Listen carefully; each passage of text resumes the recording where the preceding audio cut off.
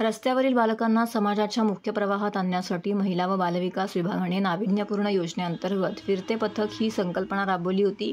या प्रकल्पाच्या दुसऱ्या टप्प्यामध्ये नवी मुंबई व अंबरनाथ नगर परिषदेच्या कार्यक्षेत्रातील 470 बालकांना यंदाच्या सन 2024-25 या शैक्षणिक वर्षामध्ये महापालिकेच्या शाळेमध्ये प्रवेश देण्याचा कार्यक्रम जिल्हाधिकारी कार्यालयाच्या नियोजन भवन येथील सभागृहामध्ये मोठ्या उत्साहात संपन्न झाला।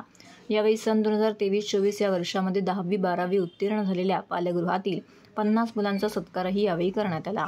यावेळी महिला व बालविकास विभागाच्या कोकण विभागीय उपायुक्त सुवर्णा पवार, जिल्हा महिला व बालविकास अधिकारी महेंद्र गायकवाड, जिल्हा परिषदेचे समाज कल्याण अधिकारी संजय बागुल, बालविकास प्रकल्प अधिकारी विवेक चौधरी, बालसंरक्षण अधिकारी रामकृष्ण रेड्डी, बालविकास प्रकल्प अधिकारी अजय फोडळ, बालकल्याण समिती सदस्य स्वाती रणदिवे, माजी बालहक्क आयोग सदस्य विजय जाधव उपस्थित होते।